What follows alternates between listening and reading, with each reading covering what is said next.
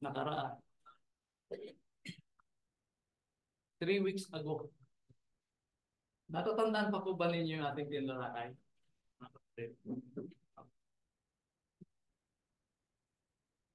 Atin pong magbabalik tanaw tayo ng madalian. We will see where we will progress on this lesson. So ang atin pong tatalakayin ngayon ay yung free will ng tao at ang kapangyarihan ng Diyos. But as a background or pagbabalik tanaw nga, sabi ko kanina,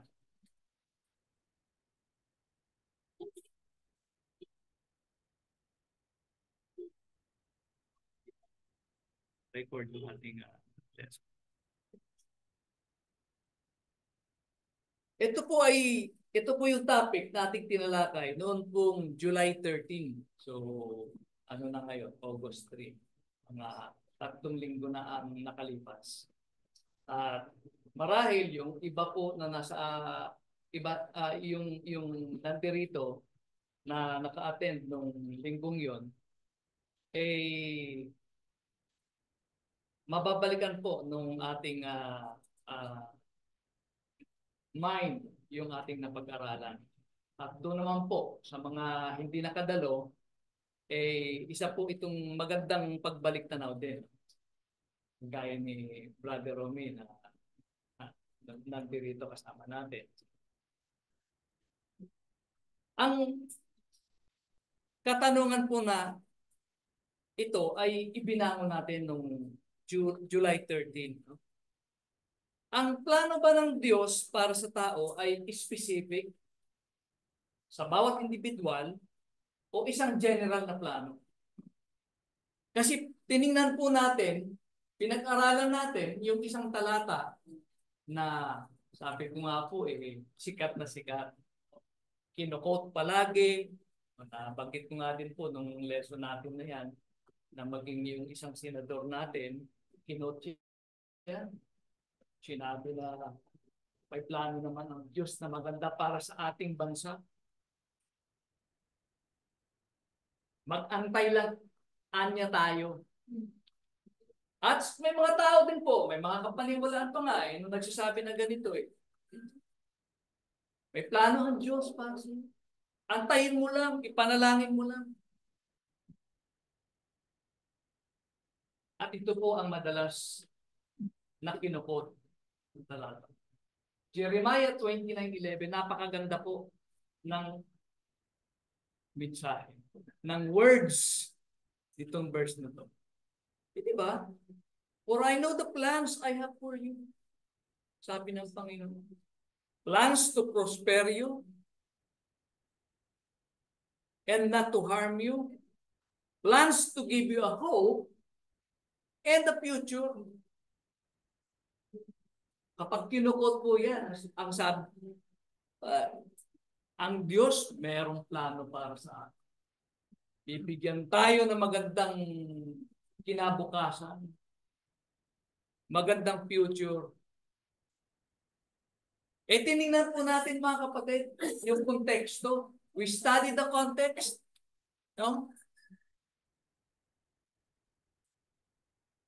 Sa pag-aaral po natin na yan nung that Sunday, July 13. And we look at the context. Kanino nga ba ibinangon po natin yung tatlong katanungan? Ibinangon po natin yan. At sinagot sa pamamagitan ng pag-aaral.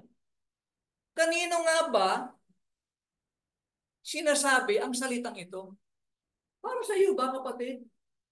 Para sa akin ba? No? Yan po ang pag-aaral ng Biblia. We should look at the context. Sino ang kausap? Ako ba ang kausap?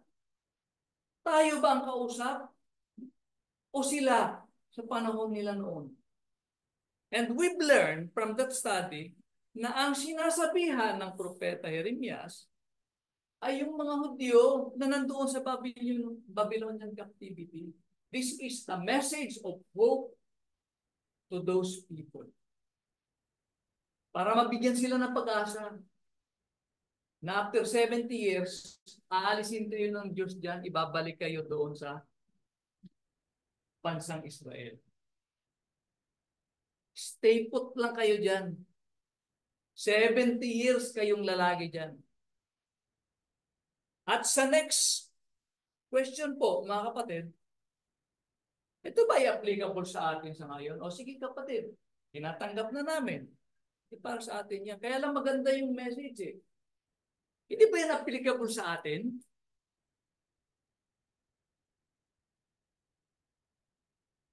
I'm sorry to say, mga kapatid, hindi. No? Hindi po. Bakit? Sa kanila isinulat eh. Eh baka naman may sinasabi ang banal na kasulatan tungkol sa plano ng Diyos para sa atin. Kaya nga po yung pangatlong katanungan, eh ano ngayon ang plano ng Diyos para sa atin? Hindi naman siguro pwedeng wala. Sa kanila nga meron eh. O pag nagbabasa ako ng Biblia, nakikita ko dito, eh bakit ang Diyos may plano kay, kay Noah? O, bakit ang Diyos may plano kay Moses? May plano kay David? Makikita po natin mamaya si Haring David. So that's the question natural that we will be forced to ask. What is God's plan for us? At tinignan po natin, ibinangon din natin yung katanungan na ano nga ba ang kalooban ng Diyos? Para malaman natin kung ano ang plano ng Diyos, ay itanong din natin, ano ang kalooban ng Diyos? Sabi ko nga po nung pinag-aralan natin ito, maraming kalooban ng Diyos. May kalooban ng Diyos tungkol sa pagsamba. Ay yung diniscuss ni Brother Fernando kanina. May kalooban ng Diyos tungkol sa kung paano ka mabuhay sa mundong ito. May kalooban ng Diyos kung paano mo tratuhin ang iyong mga magulang. Marami po yan. But what we are talking about here is the general will of God as to the spiritual welfare of humanity. Ano ang kalooban ng Diyos? At binasa po natin 1 Timothy chapter 2 verse 3 to 4. Sa atin pong mababasa diyan, sabi po ni Apostol Pablo kay Timoteo, this is good and pleases God our Savior, who wants all people to be saved and to come to the knowledge of the truth. Yan po ang kalooban ng Diyos. God's will is that all people will come to the knowledge of the truth so that they will be saved. Pangalawa po, natin tiningnan, 2 Peter chapter 3 verse 9, sabi niya, ang Diyos ay hindi mapagpaliban sa kanyang pangako. The Lord is not slow concerning His promise. Ano yung promise niya? Yung kanyang promise na pagbabalik. Kasi ang sinasabi ng ibang mga tao, ang tagal-tagal na ang pangako ng Diyos na bumalik, hindi pa bumabalik. This is the reason bakit hindi pa bumabalik ang Diyos. Because God is patient and not wanting that everyone will perish, but everyone to come to repentance. Yan ang kalooban ng Diyos, that everyone will repent so that they will be saved. Kaya ang kalooban po ng Diyos yung pangkalahatan na pagliligtas ng sangkatauhan. Kaya nga po, gumawa siya ng paraan from Genesis down to the last book of the Old Testament, si Malachi. That is a story of God's redemption. Executing His plan. At yan po ang tinatawag ng Biblia na eternal plan of salvation.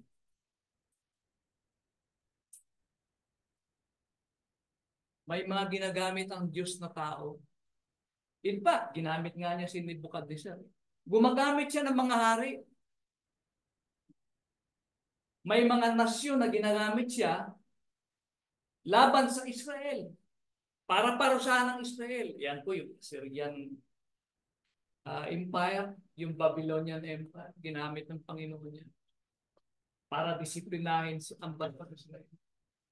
But that is in accord with God's eternal plan of salvation. Kasi baka kapag minsan iniisip po natin, bakit ang Panginoon nag-i-intervene siya noon? Ginawa niya ng paraan sa ganito. Tapos ngayon hindi. Di ba? Last week, may pinapanood po akong debate. It's a debate between Kyle Batt na isang preacher ng Church of Christ. Ang kadebate po niya, si Bart Ehrman, a well-known agnostic. Alam po niyo yung agnostic, ang kaibahan po ng agnostic sa atheist. Ang atheist po, hindi naniniwalang may Diyos. Ang agnostic, walang pinapaniwalaan. Ibig sabihin, nandun siya sa gitna. Hindi siya naniniwalang may Diyos na lumalang, hindi rin siya naniniwalang walang Diyos. Magulo. Magulo yung agnostic. Ngayon, ang sabi po niya, the God of the Bible is the God that intervenes. Sabi niya. Mababasa daw sa Biblia na ang Diyos ay nakikialam sa affairs of this world. Kahit yung mga miracles ginagawa na daw ng Diyos, kung gusto niya makialam. Sabi niya, pinalutangan ng Diyos yung God made the axe to float on water. No? Doon po yung sa event ni Elijah the prophet. Sabi po niya, God calms the storm. God parted the Red Sea. Ito pa ng Diyos yung Red Sea para makadaan yung Israel. Doon naman kay Joshua, God made the sun to stood still. Alam po ninyo yon sa kasaysayan po ni Joshua. Pinatigil ng Diyos yung araw. Tumigil ang araw, mga kapatid, hindi gumalaw. Ng mga ilang oras. Para ang Israel ay manaig sa laban. Sabi nung itong agnostic na to, ang Diyos, kung meron siyang gusto niya makialam, nakikialam siya. Kaya yan po ang reasoning nila eh. Eh bakit? Kung sinasabi niyo makapangyarihan ng Diyos na yan, bakit hindi niya pinigilan na, no? Bakit hindi niya pinigilan na yung bagyo ba yun? Yung nangyari sa Texas? Flooding, oh. Bakit hindi niya pinigilan?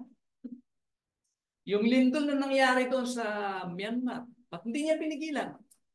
Maraming inisenteng namatay. O yung gera doon sa yung pagbomba sa Israel, maraming mga batang inosente naman. Those are arguments against God. Pero dito po, parang lumalayo na ako doon sa aking Pero dito po sa ating tinitingnan,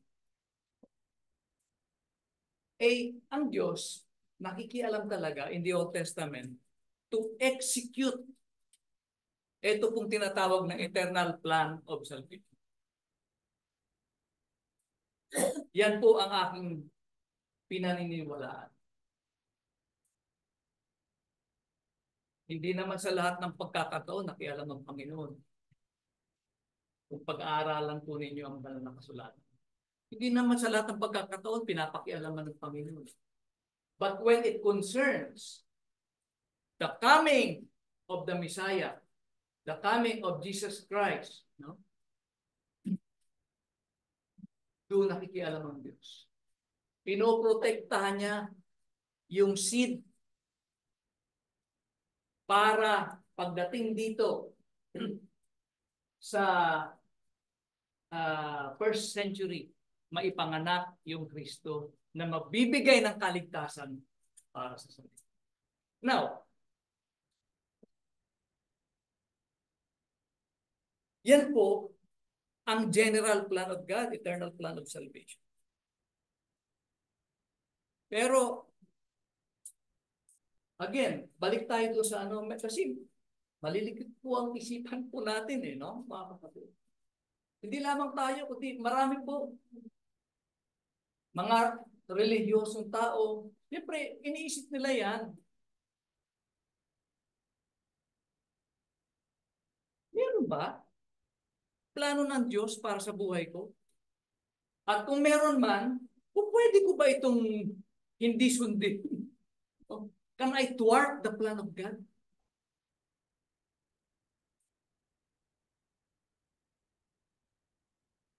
Ito po, baka sabihin ninyo, napaka-negative talaga ni Brother Darwin. Sasabihin na naman niya, walang plano ang Diyos para sa iyo.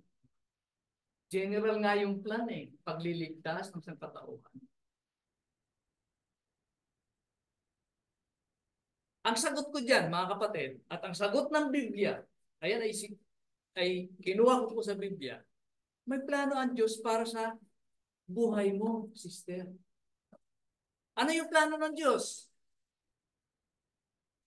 Ha?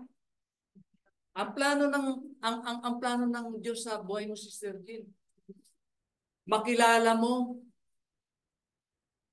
ang kanyang anak at paniwalaan mo, sundin mo ang kanyang mga utos. Ikaw ay magtapat hanggang kamatayan at ikaw ay maliligtas. That is God's specific plan for you. At sa ating lahat, specific. Na-notice niyo mga kapatid, inano lang natin yung general plan ng Diyos. Ginawa lang natin specific para sa bawat isa sa atin.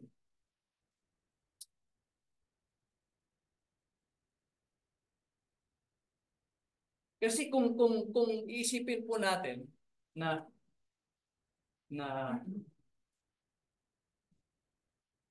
bawat isa sa atin merong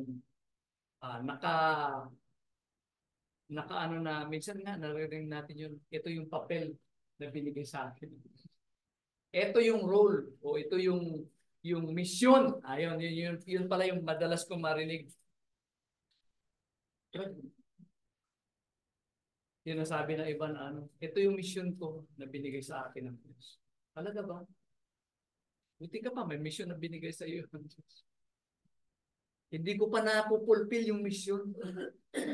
Kaya ka, naririnig ko din, kaya ka niya, nandyan pa, hindi ka pa kinukuha ng Diyos kasi may mission ka pa.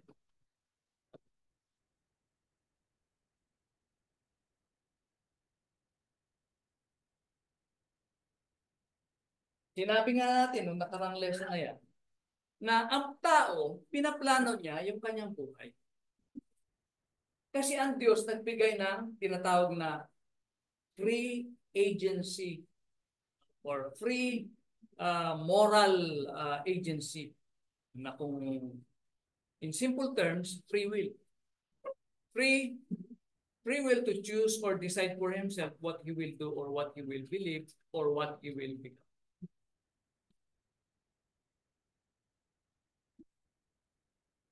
Kaya lang, yung tao, siyempre, meron kang free will na pumili ng tama at mabuti. Piliin mo na kung ano yung mabuti, huwag na yung masama. In fact, mga kapatid, even in the garden, sa umpisa, in the beginning,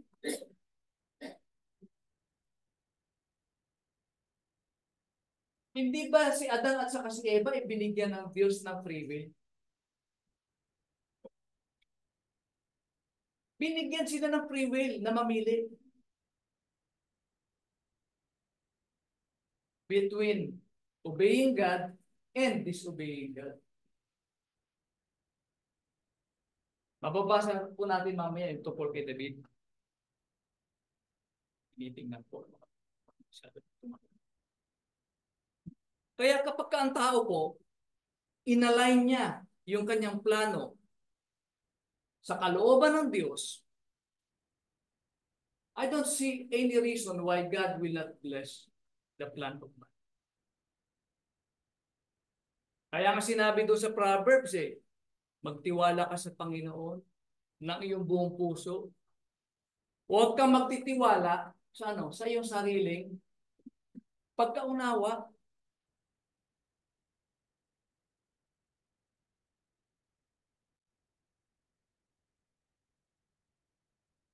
Proverbs 3, 5, and 6.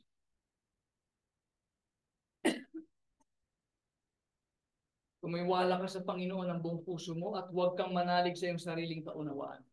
Kilalanin mo siya sa lahat ng iyong mga lakad at kanyang ituturo ang iyong mga landas. Ang Diyos hindi naman po madamot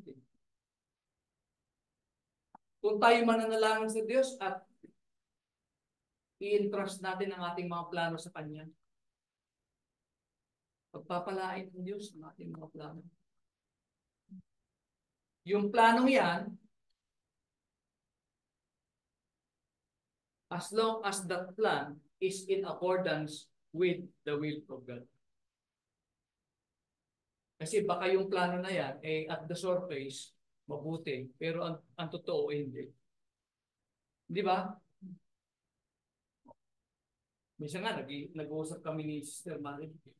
Tumaya kaya tayo ng loto para pag nanalo tayo, makakabili tayo ng makakabili tayo ng ng bahay, ng sariling church.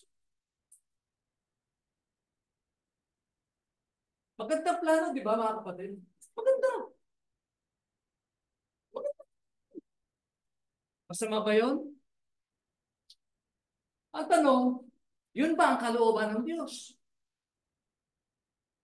That you relegate your faith to chance. Di ba?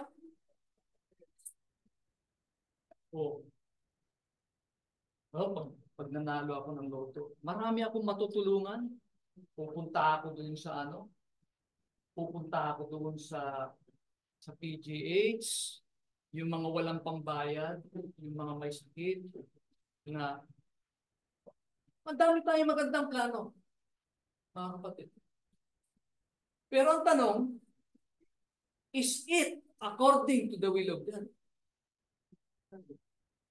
Oo, sabihin natin, marami tayong kapatid sa pananampalataya matutulungan. Now, it comes to the maganda to yung topic na yan is about naman sa prayer. Ang tanong diyan, bakit hindi pinagkakalob ng Panginoon? Bakit hindi ayaw ng Panginoon ang plano na yan? It may be na alam ng Diyos na kapag nangyari sa iyo yan, lalayo ang loob mo sa Kanya. O yan pa ang maging kapahamakan mo. Diba?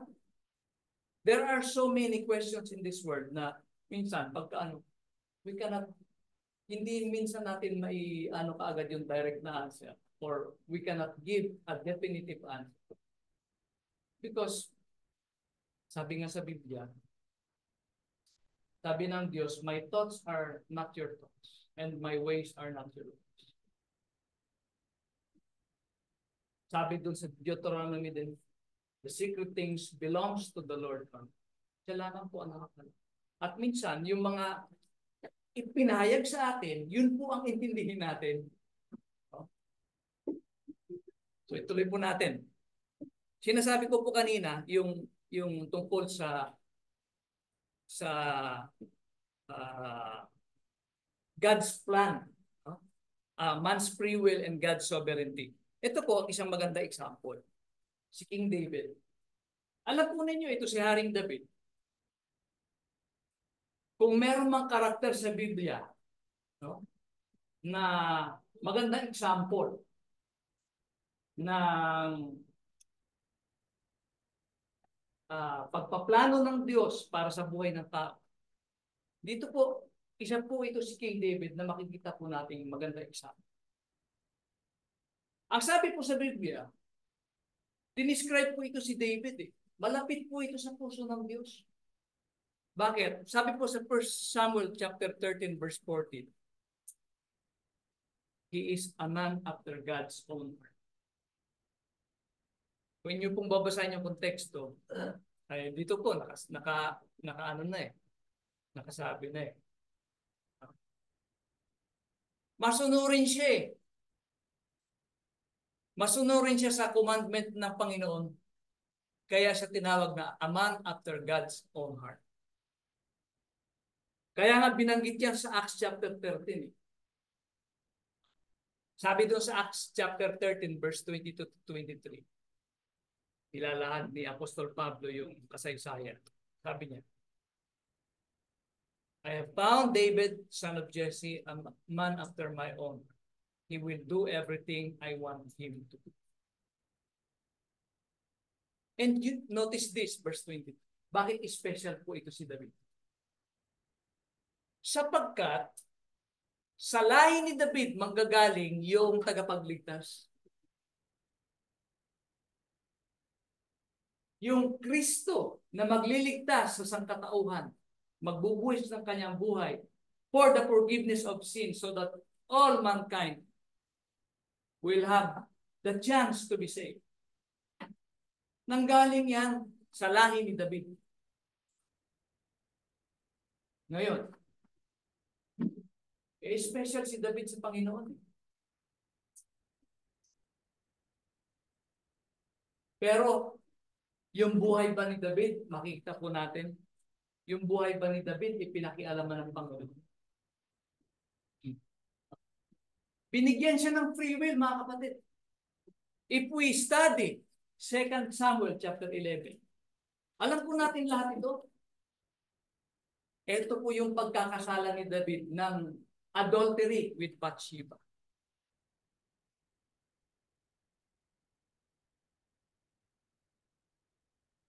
Ayan po, nandun siya sa taas ng kanyang palasyo, nakakita siya ng isang babaeng naliligo, si Bathsheba.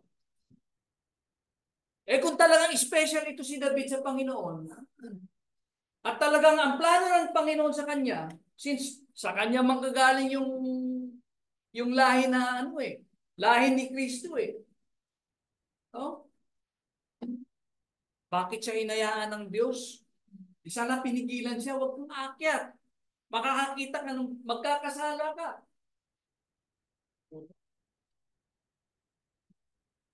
But we can see here that even God is a sovereign God, all-powerful God. Hinahayaan niya ang tao na kumilos according to man's free will. O hinayaan niya, mga kapatid. Ito si David. So, we know the story. Oh, sabi diyan, the woman was very beautiful. One evening, David got up from his bed and walked around the roof of the palace. From the roof, he saw a woman bating naliligo. Siyempre, marahil nakita niyo yung kahugdan ni Bathsheba. The woman was very beautiful. Pinagnasaan niya ngayon. Kinuha niya. Inangkin niya. Sabihin niyo, special to si David. Dapat pinigilan ng Diyos para hindi niya kunin yung si Bathsheba. But God doesn't work. Hinahayaan niya even special people to himself. Gaya nito, nakita natin. Hindi niya po kontrolin. No? Kasi may kapaniwalaan po yung the doctrine of Calvinism. Na ang tao daw, there are some people who are destined to be saved and there are people who are destined to be condemned. na yung mga taong maliligtas, yan ay may plano na ang Diyos diyan para sa kanila. At kahit anong gawin nila, they will never be lost. Kinokontrol ng Diyos ang kanilang destiny.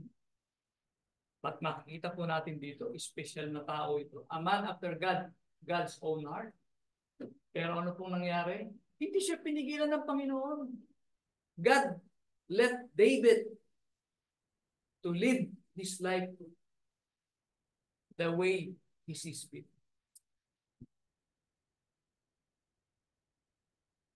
Kaya nangyari po, tingnan natin po isa-isahin. Nabuntis ito si Bathsheba.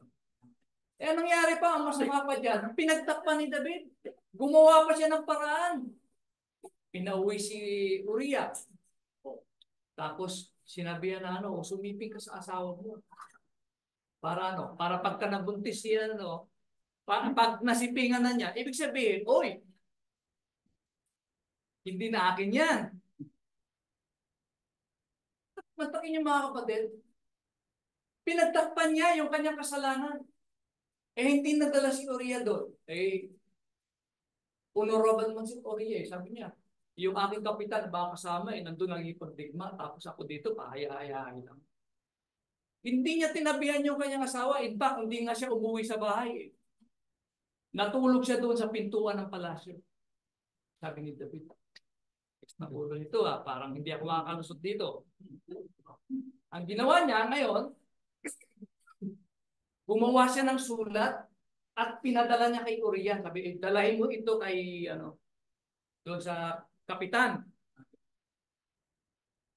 Ito, honorable man talaga si Uriah. Kung pwede naman niyang tingnan, silipin, ano yung nilalaman ng sulat. Kasi ang nilalaman ng sulat, sabi niya doon, ilagay mo si Uriah doon sa harapan. Sa front line. Ilagay mo doon sa front line at pag umatake na kayo, mag-retreat kayo, maiwan siya doon para siya ay mapatay. Pero po ninyo ang kalokohan nitong si Haring David, mga kapatid.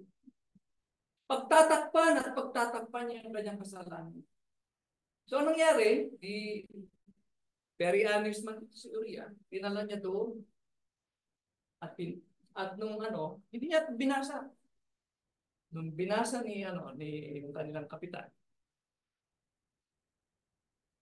nilagay niya ngayon si Uriah doon sa front line. Kagaya ng utos ni David. And yun nga naging resulta, namatay.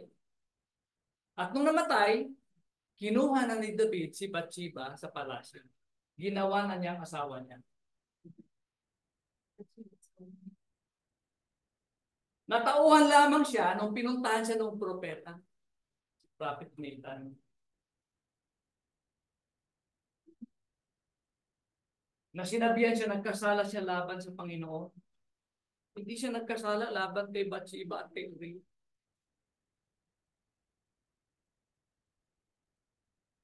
Nagkasala siya laban sa Panginoon.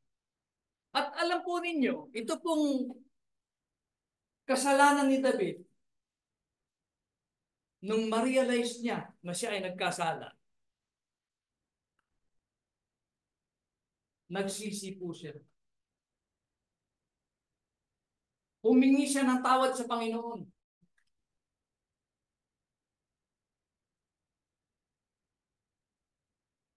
Hindi niya sinisi ang Panginoon. Panginoon, kala ko ba special ako sa iyo? Ba't hindi mo ako pinigilan? Alam mo palang magkakasala ako kay Bathsheba. Ba't hindi mo ginawa ng paraan? No? Pero hindi po ganun ang attitude ni David, mga kapatid. Humingi siya ng tawad sa Panginoon, tawag dito, pinagluksa niya yung kanyang kasalanan, at pinatawad siya ng Panginoon. And we look at that Psalms, the beautiful Psalms chapter 32, na sinulat ni David after mapatawad siya ng Panginoon. Pero siyempre, pinatawad siya ng Panginoon, kaya lang yung mga consequence, sinaper niya. Namatay yung kanyang anak na ipinagbuntis ni Bathsheba. At may mga iba pang nangyari diyan na mga turn of events na sisihan din ni Haring David. And this Psalms, chapter 32, is the Psalm of David after he was forgiven by God. Notice, sabi niya dyan, blessed is he whose transgression is forgiven, whose sin is covered. Blessed is the man to whom the Lord does not impute iniquity, and in whose spirit there is no deceit.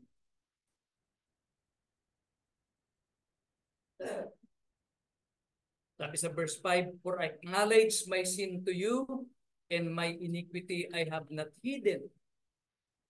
I will confess my transgressions to the Lord, and you forgave the iniquity of my sin.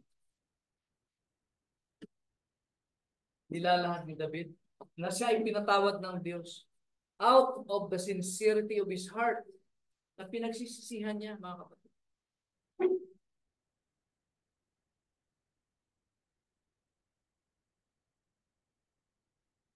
I want you to notice verse 9. Ito po ang nagsasalita dito. David is speaking in behalf of God.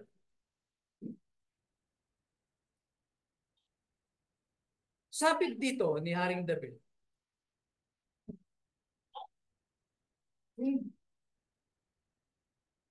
Psalms 32, verse 9. Umpisan ko po sa verse 8, mga kapatid. Aking ipapaalam sa iyo at ituturo sa iyo ang daan ng iyong lalakaran. Papayuhan kita na ang aking mga mata ay nakatitig sa iyo. Verse 9. Huwag nawa kayong maging gaya ng kabayo o gaya ng mula na walang unawa. Ang tao ginawa ng Diyos na merong capacity to think. Sabi ko nga po, paulit-ulit po, free will. The freedom to choose between right and wrong. Hindi kagaya ng isang kabayo o ng mula na walang unawa. Alam po ninyo, kabayo o mula, yung kabayo po nilalagyan ng blinder, no? Para steady yung kanyang paningin. At nilalagyan siya ng ano ba yung tawag dito sa ng kabayo? Nilalagay. Yung busal. Para makontrol. Ang kabayo, kung saan mo papupuntahin pagka kinontrol mo yung kanyang busal, kung papupuntahin mo siya sa kaliwa, pupunta sa kaliwa. Kung sa kanan, sa kanan. Kung patatakbuhin mo, mapapatakbo mo. Nakukontrol mo, ibig sabihin. Ang sabi ng Diyos, hindi ko naman kayo, ang tao hindi ko ginawa na parang kabayo o mula. Ang tao hindi parang kabayo o robot na kinukontrol ng Diyos. Man has free will. And that is the reason binigyan tayo ng free will ng Panginoon para we have the freedom to choose Him or not.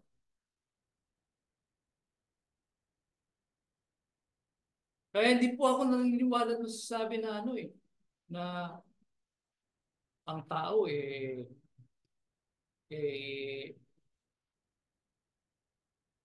naka na yung kanyang destiny, no? Naisulat na niya ng Diyos ang kanyang libro, yung kanyang misyon. Nakatatak na yan, yung kanyang papel. Hindi po ganun ang Diyos. Hindi po nagpo-control ng tao ang Diyos. Hindi tayo parang robot lamang dito sa mundong ito. In fact, in our future study, mababasa po natin dyan, na ang tao, pwede niyang tutulan ang kalooban ng Diyos. O pwede niyang tutulan ang kalooban ng Diyos. So, Sa susunod po natin pag-aaral mga kapatid, I plead with you na please be patient with me. Mahirap po yung i isaayos, no? Isaayos yung lesson na ito.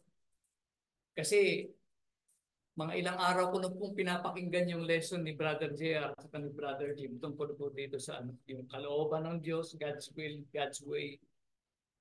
Pero pupuntahan po natin yan, titingnan po natin. Ano ang kalooban ng Diyos towards created human beings with regards to the uh, problem of pain, suffering, and death? So, siguro po hanggang dito lang muna yung ating i-ano. And I have already spoken for too long, 41 minutes. And I hope na kahit papano, meron po tayong natutunan o kahit papano meron po tayong establish na katotohanan ng Biblia. Na kahit gaano man makapangyarihan ng Diyos, hindi niya pwedeng i-violate ang iyong freedom. Kaya with that freedom to choose between right and wrong, between good and evil, piliin po natin yung totoo. Piliin po natin yung mabuti. Piliin po natin ang Diyos. And I know, in your hearts, sa araw na ito, at least, mga kapatid, pinili natin ang Diyos. Kasi nandito tayo. Tayo po i-awit. Maraming salamat po sa inyong pakikinig. Kung meron po kayong tanong, mga kapatid, o gustong idagdag sa ating tatalakayin sa mga susunod na pag-aaral, i-message niyo po ako. Private message. At sisikapin ko po